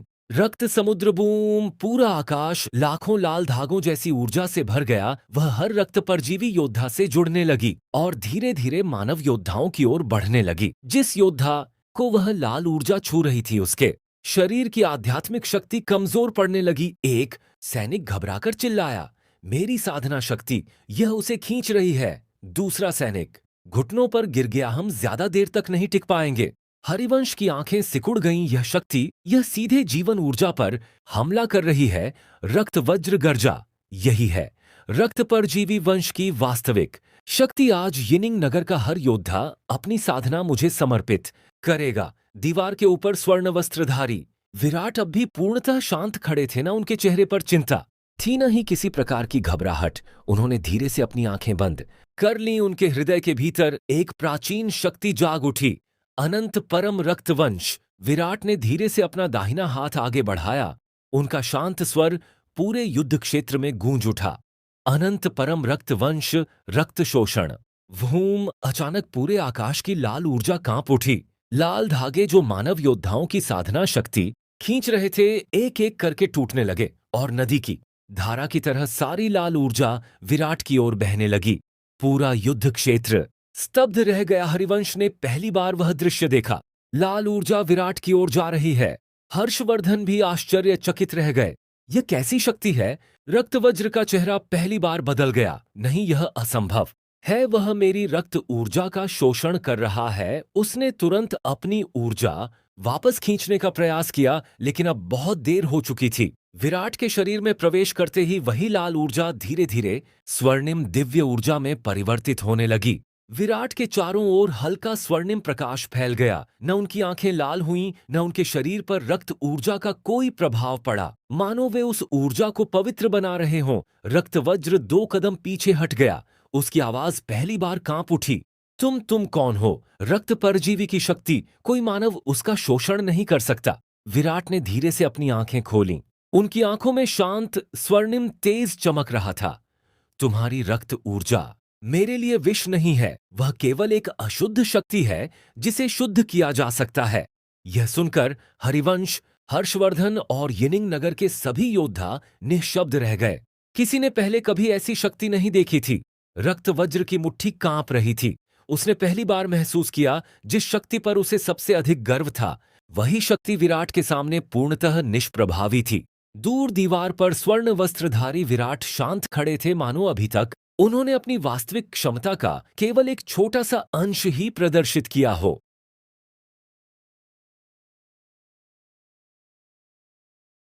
यिनिंग नगर के बाहर पूरा युद्ध क्षेत्र सन्नाटे में डूब गया था। रक्तवज्र की रक्त ऊर्जा विराट के अनंत परम रक्तवंश द्वारा पूरी तरह शोषित की जा चुकी थी। लाल आकाश फिर से साफ होने लगा। मानव सेना ने महसूस किया उनकी साधना शक्ति वापस लौट रही थी। सभी सैनिक एक साथ गरज उठे। यिनिंग नगर की जय रक्तवज्र की आंखों में पहली बार क्रोध के साथ साथ बेचैनी भी थी। उसने विराट को घूरते हुए कहा, चाहे तुम मेरी रक्त ऊर्जा का शोषण कर लो, लेकिन मेरी तलवार को नहीं रोक सकते। बूम! उसके शरीर से गहन शून्य लोक द्वितीय चरण की संपूर्ण शक्ति फूट पड़ी। धरती फटने लगी, आकाश का रंग बदलने लगा। हरिवंश ने अपनी तलवार मजबूती से पकड़ ली। उन्हें पता था यह प्रहार अब तक के सभी प्रहारों से कई गुना अधिक भयंकर होगा। दीवार के ऊपर स्वर्ण वस्त्रधारी विराट ने धीरे से अपनी आंखें बंद कर लीं। उनके चारों ओर हजारों फॉर्मेशन रून चमकने लगे। पूरा यिनिंग नगर गूंज उठा। विराट का शांत स्वर आकाश में गूंज उठा। अनंत तलवार व्यूह एक पल के लिए सब कुछ शांत हो गया। अगले ही क्षण शेष आकाश फट गया। उसके भीतर से 1, 2, 10, 100,000 स्वर्णिम दिव्य तलवारें प्रकट होने लगीं। हर तलवार से प्राचीन आभा निकल रही थी। पूरा आकाश तलवारों से भर गया। यिनिंग नगर के सभी योद्धा सांस रोककर देखने लगे। हर्षवर्धन धीरे से बोले, यह कैसी तकनीक है? हरिवंश भी निःशब्द रह गए। उन्होंने कभी एक साथ इतनी दिव्य तलवारें नहीं देखी थीं। विराट ने धीरे से अपनी उंगली रक्त वज्र की ओर कर दी। हजारों तलवारें एक साथ घूमने लगीं। कुछ ही क्षणों में उन्होंने रक्त वज्र के चारों ओर एक विशाल तलवार व्यूह बना दिया। रक्त वज्र ने चारों ओर देखा। हर दिशा सिर्फ तलवार, ऊपर तलवार, नीचे तलवार, आगे पीछे हर जगह तलवार ही तलवार। उसने पहली बार अपनी मुट्ठी कस ली। ये केवल फॉर्मेशन नहीं, ये तो एक जीवित कारागार है। विराट की आंखें धीरे धीरे खुल गईं। उन्होंने शांत स्वर में कहा, अनंत तलवार व्यूह प्रथम गति। बस इतना कहना था। शिष्य हजारों तलवारें बिजली की गति से रक्त वज्र की ओर टूट पड़ीं। रक्त वज्र ने गरज कर अपनी तलवार घुमाई। धड़ाम 100 तलवारें टूट गईं, लेकिन उनकी जगह तुरंत दूसरी 100 तलवारें आ गईं। फिर तीसरी, फिर चौथी। हमले रुक ही नहीं रहे थे। रक्त वज्र पहली बार पूरी तरह रक्षात्मक मुद्रा में आ गया। उसके कवच पर लगातार तलवारें गिर रही थीं। टन धड़ाम कृड़रक। कुछ ही क्षणों में उसके कंधे पर पहला घाव बन गया। फिर बाजू पर, फिर पीठ पर रक्त की बूंदें हवा में बिखर गईं। रक्त वज्र गर्जा, असंभव, एक अमर लोक। द्वितीय चरण। मुझे दबा कैसे सकता है? विराट ने शांत स्वर में उत्तर दिया। तुम मुझसे नहीं लड़ रहे, तुम मेरी रचना से लड़ रहे हो। पूरे युद्ध क्षेत्र में सन्नाटा छा गया। हर रक्त परजीवी योद्धा की आंखों में पहली बार भय था। उन्होंने अपने जीवन में पहली बार अपने सेनापति को पीछे हटते देखा था। हरिवंश ने धीरे से मुस्कुराकर कहा, यही है विराट की वास्तविक शक्ति। लेकिन विराट ने अचानक अपना हाथ नीचे कर लिया। हजारों तलवारें वहीं रुक गईं। रक्तवज्र गहरी सांस ले रहा था। उसका कवच टूट चुका था। उसके शरीर पर अनेक घाव थे, लेकिन वह जीवित था। विराट ने उसकी ओर देखकर शांत स्वर में कहा, यह अनंत तलवार व्यूह का केवल आरंभ था। यदि मैं इसे पूरी तरह संचालित कर देता तो तुम्हारा अस्तित्व भी नहीं बचता। रक्तवज्र की आंखों में पहली बार क्रोध नहीं, भय था। उसे समझ आ गया था, यिनिंग नगर की सबसे मजबूत दीवार पत्थर की नहीं, विराट थे।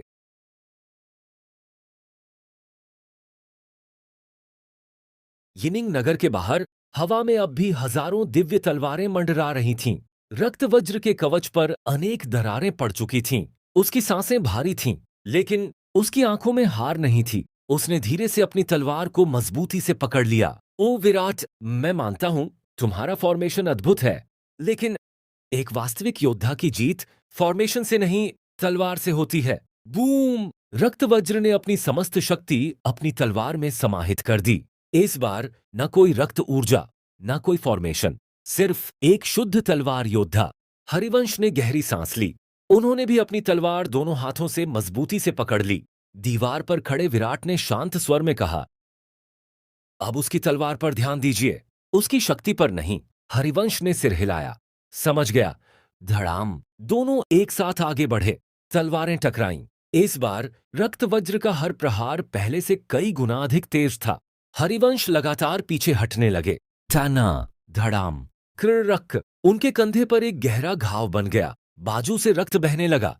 हर्षवर्धन एक कदम आगे बढ़े। गुरुजी, लेकिन विराट ने बिना पीछे देखे अपना हाथ उठा दिया। नहीं, यह उनका युद्ध है। हर्षवर्धन वहीं रुक गए। उन्होंने अपनी मुट्ठी कस ली। दूसरी ओर रक्तदंश और कालरक्त दोबारा हर्षवर्धन पर टूट पड़े। लेकिन अब सब कुछ बदल चुका था। हर्षवर्धन ने शांत दृष्टि से दोनों को देखा।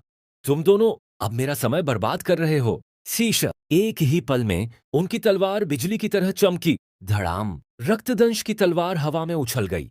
दूसरे ही प्रहार में कालरक्त घुटनों के बल धरती पर गिर गया। दोनों बुरी तरह घायल हो चुके थे। हर्षवर्धन ने उन्हें मारने के बजाय उनकी साधना को फॉर्मेशन बंधन से बांध दिया।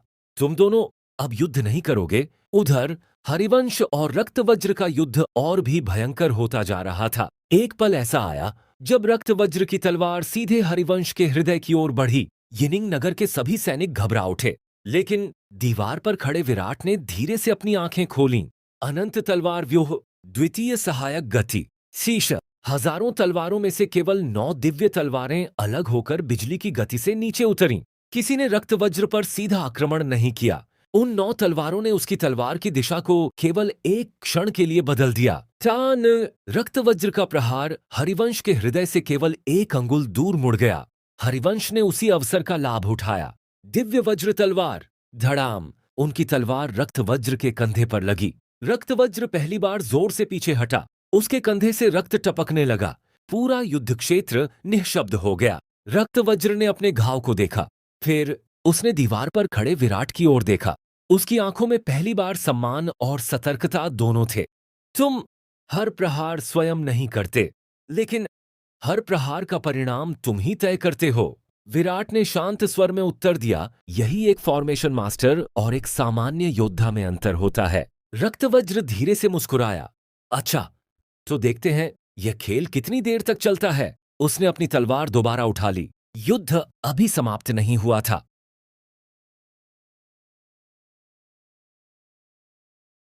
यिनिंग नगर के बाहर युद्ध का शोर पूरे सुचुआन महाद्वीप में गूंज रहा था। आकाश दिव्य तलवारों और रक्त परजीवी अस्त्रों की चमक से भर चुका था। हरिवंश और रक्तवज्र अब भी एक दूसरे के सामने खड़े थे। दोनों के शरीर पर घाव थे, लेकिन दोनों की आंखों में युद्ध की अग्नि अब भी जल रही थी। रक्तवज्र ने धीरे से अपनी तलवार नीचे की।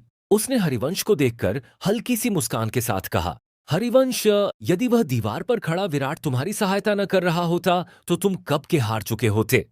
हरिवंश ने शांत स्वर में उत्तर दिया, युद्ध केवल व्यक्ति नहीं जीतते, रणनीति भी जीतती है। तुम इसे कभी नहीं समझ पाओगे। रक्तवज्र जोर से हंसा तो मैं तुम्हारी रणनीति ही तोड़ देता हूं। बू ऊम! रक्तवज्र अचानक हरिवंश को छोड़कर सीधे यिनिंग नगर की दूसरी दिशा की ओर दौड़ पड़ा। उसका लक्ष्य हरिवंश नहीं था, वह यिनिंग नगर के पूर्वी रक्षा स्तंभ की ओर बढ़ रहा था। हरिवंश का चेहरा बदल गया। उसका निशाना फॉर्मेशन नोड है। यदि पूर्वी रक्षा स्तंभ टूट जाता तो विराट के दिव्य फॉर्मेशन का एक बड़ा भाग कमजोर हो जाता। दीवार के ऊपर विराट ने बिना घबराए उसी दिशा में देखा। उन्होंने धीरे से कहा, जैसा मैंने सोचा था। उसने फॉर्मेशन के मूल बिंदु को पहचान लिया। हर्षवर्धन तुरंत बोले, विराट, मैं उसे रोकता हूं। विराट ने सिर हिलाया, नहीं, तुम पूर्वी द्वार की सेना संभालो। रक्तवज्र गुरु हरिवंश का शत्रु है। हर्षवर्धन तुरंत आदेश का पालन करते हुए दूसरे मोर्चे की ओर निकल गए। रक्तवज्र पूर्वी रक्षा स्तंभ के सामने पहुंच गया। उसने अपनी तलवार दोनों हाथों से पकड़ ली। उसकी पूरी साधना शक्ति तलवार में समा गई। एक ही प्रहार और तुम्हारा फॉर्मेशन बिखर जाएगा। वह तलवार चलाने ही वाला था, तभी दीवार पर खड़े विराट ने अपनी 2 उंगलियां जोड़ लीं। उनका शांत स्वर गूंज उठा, स्थान परिवर्तन व्यूह भूम! अचानक पूर्वी रक्षा स्तंभ पर तेज प्रकाश चमक उठा। अगले ही पल पूरा स्तंभ अपनी जगह से गायब हो गया और उसकी जगह हजारों दिव्य तलवारों का एक चक्राकार व्यूह प्रकट हो गया। रक्तवज्र का प्रहार सीधे उसी व्यूह से टकराया। धड़ा आम भयंकर विस्फोट हुआ, लेकिन न रक्षा स्तंभ टूटा, न फॉर्मेशन कमजोर हुआ। रक्तवज्र एक क्षण के लिए स्तब्ध रह गया।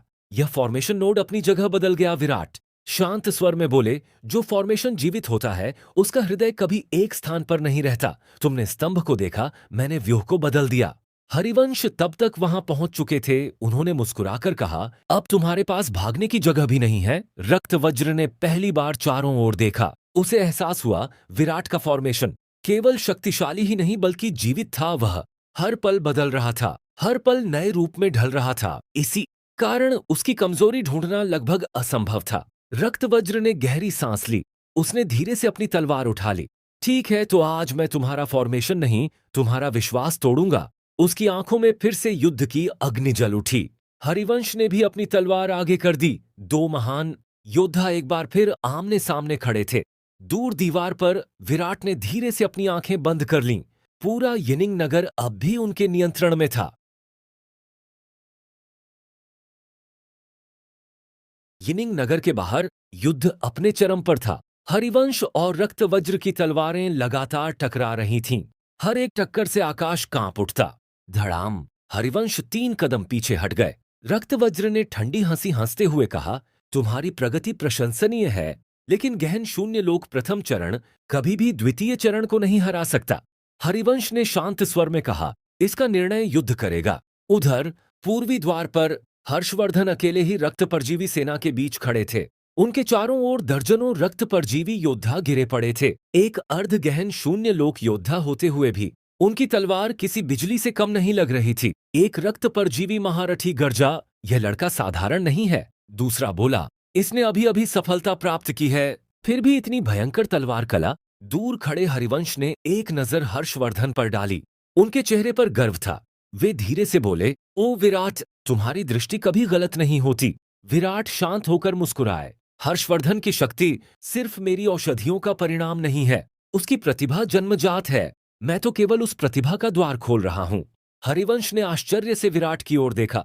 विराट ने आगे कहा, वह कोई साधारण अर्ध गहन शून्य लोक योद्धा नहीं है, वह एक असाधारण प्रतिभाशाली युवा योद्धा है। मेरी चमत्कारी अमर औषधियों ने उसकी नींव को और भी मजबूत किया है, लेकिन उसकी वास्तविक शक्ति उसकी अपनी प्रतिभा है। कुछ वर्षों बाद वह दक्षिणी महाद्वीप के महान प्रतिभाशाली योद्धाओं के साथ भी कंधे से कंधा मिलाकर खड़ा हो सकेगा।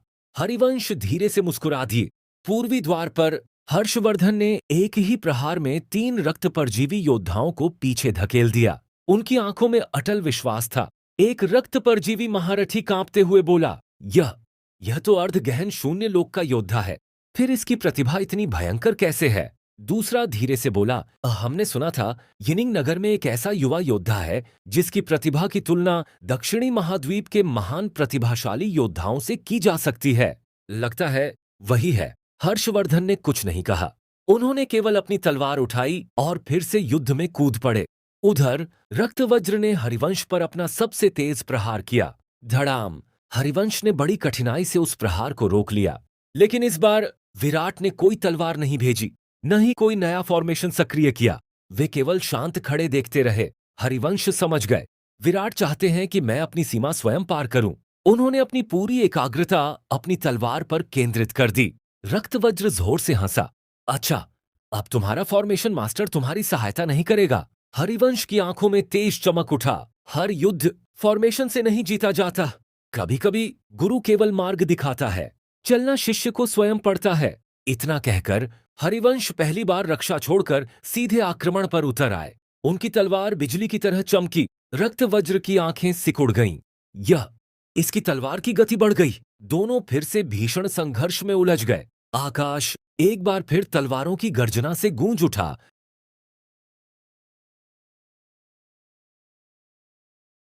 यिनिंग नगर के बाहर युद्ध अपनी सीमा पर पहुंच चुका था। धरती टूट चुकी थी। आकाश तलवारों की गर्जना से गूंज रहा था। हरिवंश और रक्तवज्र एक दूसरे के सामने खड़े थे। दोनों के शरीर पर अनेक घाव थे, लेकिन दोनों की दृष्टि अब भी अटल थी। रक्तवज्र गर्जा, हरिवंश, आज मैं तुम्हारा अंत कर दूंगा। बूम!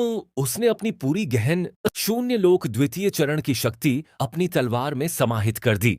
तलवार से निकली लाल चमक ने आसपास की धरती को चीर दिया। हरिवंश ने गहरी सांस ली। दीवार पर खड़े विराट की आवाज सुनाई दी, गुरुजी, अब अपनी तलवार पर भरोसा कीजिए, फॉर्मेशन केवल सहारा है, विजय आपकी होगी। हरिवंश की आंखों में तेज चमक उठा। समझ गया। धड़ाम! दोनों तलवारें एक बार फिर टकराईं। इस बार हरिवंश पीछे नहीं हटे। 1 प्रहार, 2 प्रहार, 10 प्रहार, 100 प्रहार। उनकी तलवार की गति लगातार बढ़ती गई। रक्तवज्र की आंखें फैल गईं। यह कैसे संभव है? इसकी तलवार हर पल और तेज होती जा रही है। हरिवंश शांत स्वर में बोले, युद्ध प्रतिभा से प्रारंभ होता है, लेकिन विश्वास से जीता जाता है।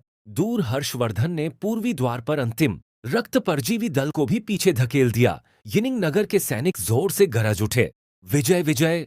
हर्षवर्धन ने अपनी तलवार नीचे कर दी। उन्होंने दूर दीवार पर खड़े विराट को देखा। मन ही मन बोले, एक दिन मैं भी इतना ही शक्तिशाली बनूंगा। विराट ने उनकी ओर देखकर हल्की सी मुस्कान दी। उधर हरिवंश ने अचानक अपनी तलवार का रूप बदल दिया। अनंत वज्र तलवार, धड़ा आम एक भयंकर तलवार ज्योति रक्तवज्र की तलवार से टकराई। क्राक! रक्तवज्र की तलवार पर पहली दरार पड़ गई। उसका चेहरा पीला पड़ गया।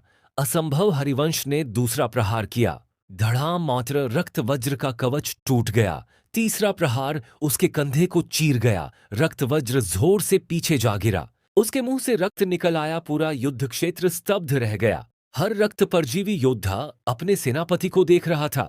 रक्त वज्र धीरे धीरे उठ खड़ा हुआ। उसने हरिवंश को देखा, फिर दीवार पर शांत खड़े विराट को। उसने गहरी सांस ली। उसे समझ आ गया था, जब तक विराट का फॉर्मेशन सक्रिय है और हरिवंश उसी फॉर्मेशन के सहारे युद्ध कर रहे हैं, आज यिनिंग नगर को जीतना असंभव है। रक्त वज्र ने अपनी तलवार उठाकर जोर से गरजा, सभी रक्त परजीवी योद्धाओं पीछे हटो। यह आदेश सुनते ही पूरा रक्त परजीवी दल व्यवस्थित रूप से पीछे हटने लगा। रक्तदंश और काल रक्त घायल अवस्था में अपने सैनिकों के सहारे पीछे हट गए। कुछ ही क्षणों में युद्ध क्षेत्र खाली होने लगा। जाने से पहले रक्तवज्र एक बार फिर विराट की ओर मुड़ा। उसकी आंखों में क्रोध भी था और सम्मान भी। विराट, आज तुम जीत गए, लेकिन अगली बार मैं पूरी तैयारी के साथ लौटूंगा। विराट ने शांत स्वर में उत्तर दिया, मैं प्रतीक्षा करूंगा। रक्तवज्र ने अंतिम बार यिनिंग नगर की ओर देखा, फिर वह अपनी सेना के साथ दूर अंधकार में विलीन हो गया। यिनिंग नगर की दीवारों पर हजारों सैनिक एक साथ गरज उठे, विजय विजय, यिनिंग नगर अमर रहे।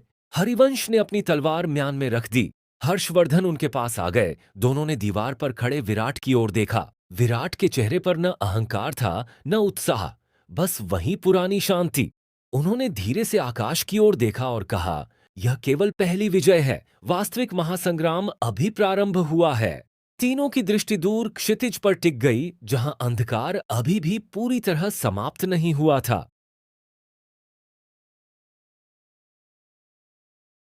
अनंत परम मीनार के भीतर लाखों दिव्य तलवारें शांत गति से घूम रही थीं।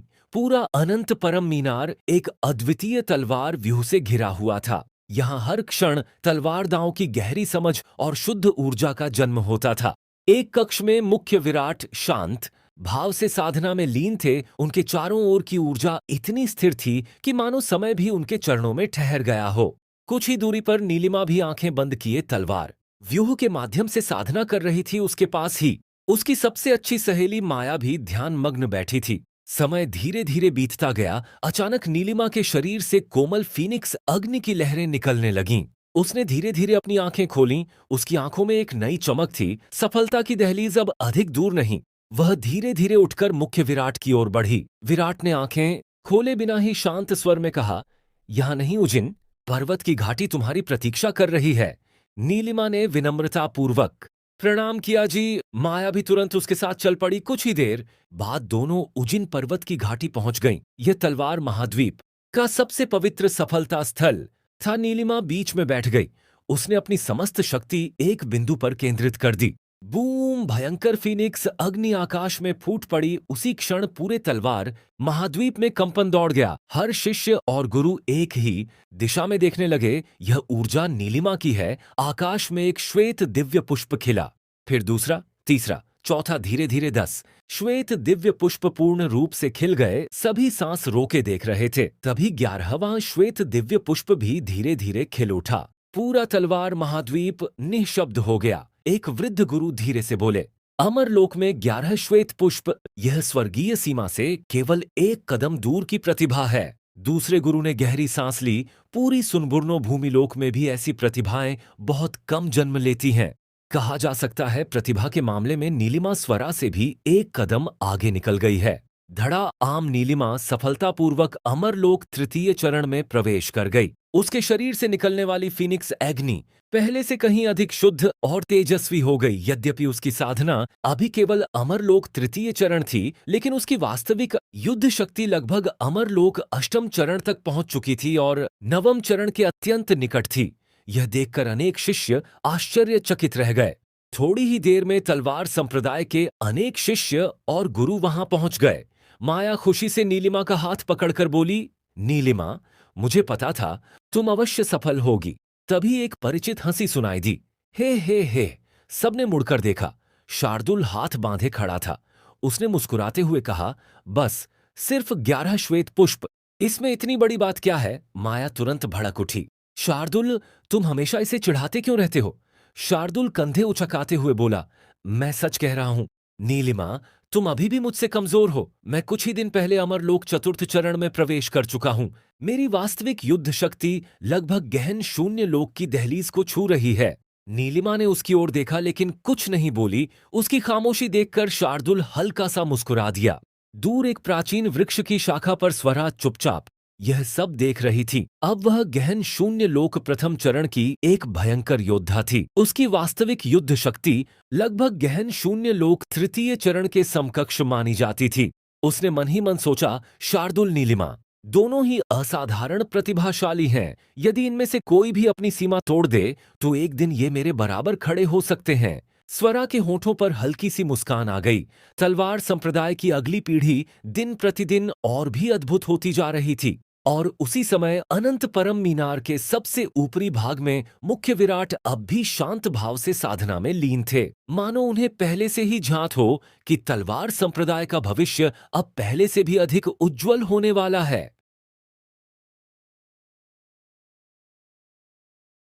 उजिन पर्वत की घाटी नीलिमा का ब्रेक थ्रू सफलतापूर्वक पूर्ण हो चुका था। उसके चारों ओर फैली फीनिक्स अग्नि धीरे धीरे शांत होने लगी। हवा में अब भी 11 श्वेत दिव्य पुष्पों की कोमल सुगंध व्याप्त थी। तलवार संप्रदाय के अनेक शिष्य दूर खड़े आश्चर्य से उसे देख रहे थे। किसी ने धीरे से कहा, 11 श्वेत पुष्प हमने पहली बार अपनी आंखों से देखा है। दूसरा शिष्य बोला, नीलिमा दीदी की प्रतिभा वास्तव में अद्भुत है। माया प्रसन्न होकर नीलिमा के पास आ गई। उसने हंसते हुए कहा, मैंने कहा था ना, तुम अवश्य सफल होगी। नीलिमा ने मुस्कुराकर सिर हिला दिया। लेकिन यह तो केवल शुरुआत है। तभी दूर से एक परिचित आवाज सुनाई दी। है लगता है। सब लोग बहुत प्रभावित हो गए। सभी ने मुड़कर देखा। शार्दुल आराम से चलते हुए वहां आ रहा था। उसके चेहरे पर वही पुरानी शरारती मुस्कान थी। वह नीलिमा के सामने रुककर बोला, सिर्फ 11 श्वेत पुष्प खिल गए, जैसे दुनिया ही जीत ली हो। माया तुरंत बोली, शार्दुल, तुम हमेशा नीलिमा को ही क्यों चिढ़ाते रहते हो? शार्दुल हंस पड़ा, क्योंकि इसे गुस्सा आता है। फिर उसने नीलिमा की ओर देखकर कहा, तुम अब अमरलोक तृतीय चरण में पहुंच गई हो, लेकिन अभी भी मुझे हरा नहीं सकती। नीलिमा ने शांत स्वर में कहा, मैं तुम्हें हराने के लिए साधना नहीं करती। शार्दुल ने मुस्कुराते हुए कहा, अच्छा, फिर भी तुम अभी भी मुझसे कमजोर हो। मैं अमरलोक चतुर्थ चरण में हूं। मेरी वास्तविक युद्ध शक्ति लगभग गहन शून्य लोक की दहलीज तक पहुंच चुकी है। माया ने आंखें घुमाकर कहा, तुम अपनी तारीफ करना कब बंद करोगे? शार्दुल ने बिना झिझक उत्तर दिया, जब तुम दोनों मुझे हरा दोगी। सभी के चेहरों पर हल्की सी मुस्कान आ गई। यह नोक झोंक तलवार संप्रदाय में एक सामान्य बात थी।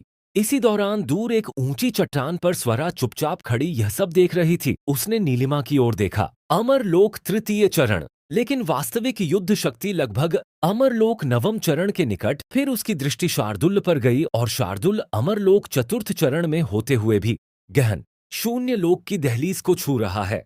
स्वरा के मन में एक विचार उठा, ये दोनों यदि इसी गति से आगे बढ़ते रहे तो एक दिन तलवार संप्रदाय के स्तंभ बनेंगे। उसके होठों पर हल्की सी मुस्कान उभर आई। उसने चुपचाप वहां से लौट जाना ही उचित समझा। न उसने अपनी उपस्थिति का आभास होने दिया और न ही किसी से कुछ कहा। उसी समय अनंत परम मीनार के भीतर सबसे ऊपरी गुप्त कक्ष में मुख्य विराट अब भी निश्चल बैठकर साधना कर रहे थे। उनके सामने अनेक प्राचीन तलवार चिन्ह मंडरा रहे थे। पूरे तलवार महाद्वीप में बहुत कम लोग जानते थे कि ऐसा कोई स्थान भी अस्तित्व में है। यही विराट का सर्वोच्च रहस्य था। बाहरी लोगों की तो बात ही छोड़िए, तलवार संप्रदाय के अधिकांश शिष्यों को भी उसके बारे में कुछ ज्ञात नहीं था। विराट ने धीरे धीरे अपनी आंखें खोलीं। उनके होठों पर हल्की सी मुस्कान उभर आई। नीलिमा, तुमने मुझे निराश नहीं किया। यह कहकर उन्होंने पुनः अपनी आंखें बंद कर लीं। अनंत परम मीनार एक बार फिर गहन शांति में डूब गई। अनंत परम मीनार के बाहर नीलिमा के ब्रेक थ्रू को 3 दिन बीत चुके थे। पूरे तलवार महाद्वीप में अब भी उसके 11 श्वेत दिव्य पुष्पों की चर्चा चल रही थी। लेकिन जिस व्यक्ति की सबसे अधिक प्रशंसा हो रही थी, वही नीलिमा इस समय माया के साथ एक हरे भरे मैदान में बैठकर फलों का आनंद ले रही थी। माया हंसते हुए बोली, नीलिमा, अब तो तुम अमरलोक तृतीय चरण में पहुंच गई हो। चलो कुछ दिनों के लिए बाहर घूमने चलते हैं। नीलिमा की आंखें चमक उठीं। मैं भी यही सोच रही थी। रोज रोज साधना करके क्या फायदा? दोनों जोर से हंस पड़ीं। तभी शांत कदमों की आहट सुनाई दी। दोनों ने मुड़कर देखा। मुख्य विराट ने दोनों को देखा, फिर शांत स्वर में बोले, लगता है तुम दोनों ने साधना समाप्त कर दी। नीलिमा और माया तुरंत सीधे होकर बैठ गईं। माया मुस्कुराकर बोली, बस थोड़ा आराम कर रहे थे। विराट हल्का सा मुस्कुराए, अच्छा, तो फिर आज से थोड़ा ज्यादा आराम मिलेगा। दोनों की आंखें चमक उठीं। सच? विराट ने धीरे से सिर हिलाया। हाँ, आराम अनंत। परम मीनार के अंदर दोनों की मुस्कान तुरंत गायब हो गई। विराट शांत स्वर में बोले, नीलिमा, माया, आज से तुम दोनों दोबारा अनंत परम मीनार में प्रवेश करोगी। जब तक माया भी अमर लोक तृतीय चरण में प्रवेश नहीं कर लेती, तब तक तुम दोनों तलवार महाद्वीप से बाहर नहीं जाओगी। एक पल के लिए सन्नाटा छा गया। सबसे पहले नीलिमा बोली, क्या विराट, तुम फिर से पक्षपात कर रहे हो? विराट ने बिना भाव बदले पूछा, किस बात का? नीलिमा ने मुंह फुलाकर कहा, शार्दुल को देखो, उसे तो कभी इतना मजबूर नहीं करते, वह जब चाहे बाहर चला जाता है। माया भी तुरंत बोली, हाँ, हम दोनों को ही पकड़ कर रखते हो, तुम शार्दुल को कभी कुछ नहीं कहते। विराट ने दोनों को कुछ क्षण तक देखा, फिर शांत स्वर में बोले, शार्दुल को मजबूर करने की आवश्यकता ही नहीं पड़ती, वह जहां भी जाता है तलवार संप्रदाय का कार्य करता है। विराट आगे बोले, इस बार भी वह दक्षिणी महाद्वीप जाएगा, वहां बनिया के साथ मिलकर तलवार संप्रदाय के गुप्त प्रभाव को और अधिक सुदृढ़ करेगा। उसके लिए यह भी साधना का ही एक रूप है। नीलिमा चुप हो गई, लेकिन उसके चेहरे पर अब भी नाराजगी थी। विराट ने फिर कहा, और शार्दुल के संसाधनों की भी कभी कमी नहीं होती। जब भी मुझे कोई ऐसी दिव्य औषधि, कोई तलवार दांव या कोई खजाना मिलता है जो उसके लिए उपयोगी हो, मैं बिना किसी हिचकिचाहट के उसे दे देता हूं, क्योंकि मुझे पता है वह उनका पूरा उपयोग करेगा। नीलिमा ने धीरे से कहा, फिर भी तुम उसके साथ ज्यादा नरम रहते हो। विराट के होठों पर हल्की सी मुस्कान आई। नहीं, मैं उसके साथ नरम नहीं हूं, बस उसे बार बार याद दिलाने की आवश्यकता नहीं पड़ती। फिर उन्होंने सीधे नीलिमा और माया की आंखों में देखा। तुम दोनों को अगर मैं न कहूं तो दिन भर या तो घूमोगी या खेलोगी। माया ने धीरे से गर्दन झुका ली। नीलिमा ने भी मुंह फेर लिया। दोनों को पता था विराट सच कह रहे थे। विराट ने अंत में कहा, प्रतिभा तुम दोनों में बहुत है, लेकिन प्रतिभा बिना अनुशासन के अधूरी होती है। इसलिए जब तक माया अमरलोक तृतीय चरण में प्रवेश नहीं करती, तब तक तुम दोनों कहीं नहीं जाओगी। यह कहकर विराट शांत कदमों से वहां से चले गए। विराट के जाते ही नीलिमा ने जोर से सांस छोड़ी। देखा, मैंने कहा था ना, विराट हमेशा शार्दुल का पक्ष लेते हैं। माया ने हाथ जोड़कर नाटक करते हुए कहा, हमारी किस्मत ही खराब है, दिन भर बस साधना। दोनों एक दूसरे को देखकर हंस पड़ीं। फिर बिना कुछ और कहे अनंत परम मीनार की ओर चल पड़ीं, क्योंकि दोनों जानती थीं विराट का आदेश तलवार महाद्वीप में कभी नहीं बदलता।